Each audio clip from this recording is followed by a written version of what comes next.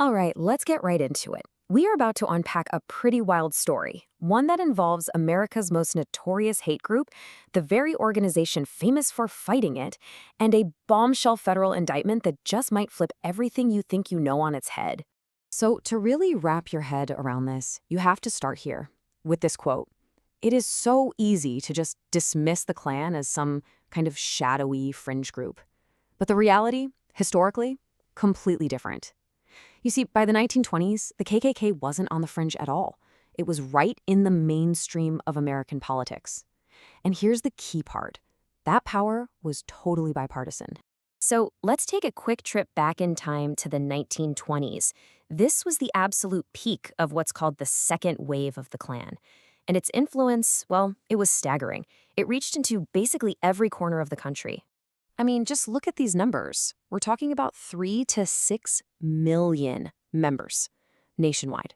This wasn't some backwards movement. It was a middle-class organization. It had support from clergy. And yeah, it elected governors and congressmen from both major parties. Now, while its power in the 20s crossed party lines, it's true that its roots, right after the Civil War, were as the military arm of the Democratic Party, used to enforce white supremacy in the South. Of course, every good story needs a hero, a protagonist, and for decades, in the public fight against the Klan, that role was pretty much owned by one group, the Southern Poverty Law Center. The SPLC was founded back in 1971, and their mission, in their own words, is to dismantle white supremacy and fight for human rights. They really made a name for themselves by taking on hate groups directly. And their weapon of choice wasn't protesting in the streets, it was suing in the courtroom. The SPLC came up with this brilliant, groundbreaking legal strategy. They would sue Klan chapters for the violent acts committed by their members. The most famous case, a 1987 verdict that won $7 million for the mother of a murdered black teenager, a judgment that literally bankrupted the United Klans of America. This move cemented the SPLC's reputation as the KKK's most effective enemy. Which, of course, brings us to the twist. Because in 2026, this whole narrative takes a sharp, dramatic, and frankly unbelievable turn. And it's all thanks to a shocking indictment from the Department of Justice that called everything into question. $3 million. This is the number that sits at the absolute dead center of the federal government's entire case against the Southern Poverty Law Center. What does that $3 million represent?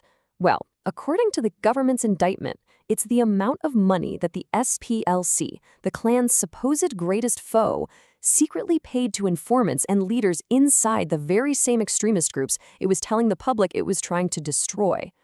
And when you look at the list of who allegedly got the money, it's just astonishing. It's basically a who's who of American hate groups.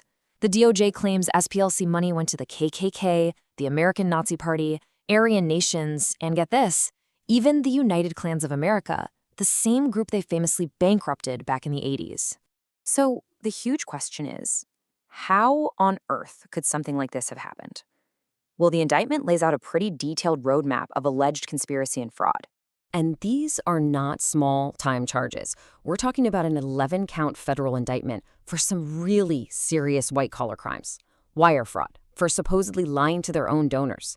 Conspiracy to commit money laundering, and making false statements to banks, allegedly to hide where the money was really going.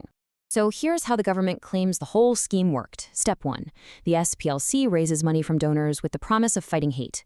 Step 2, they allegedly create shell companies with totally harmless names like Fox Photography. And Step 3, they use those shell companies to funnel the donor money to their informants inside these extremist groups. And buried in that indictment is one allegation that is just explosive.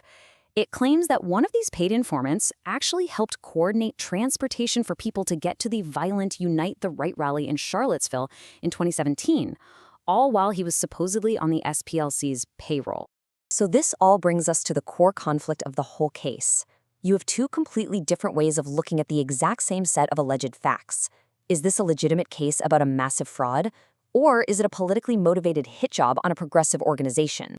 So here's the argument from the Justice Department, laid out pretty clearly by the acting attorney general.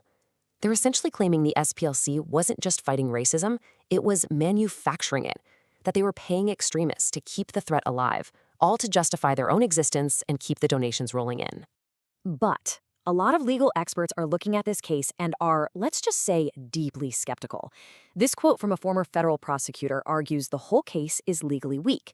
He says that, look, using paid informants is a standard tactic. The FBI does it all the time to get inside and dismantle criminal groups, and it just doesn't meet the legal definition of fraud. And this really lays out the two opposing views perfectly.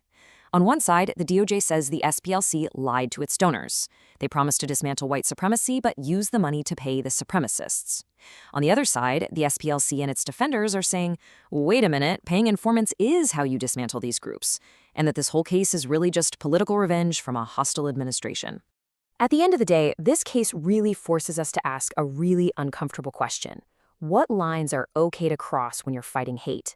When an organization sets itself up as a watchdog, who watches the watchdog? And regardless of how this case turns out, it's a story that makes us confront some pretty tough questions about the methods we use to fight our own monsters.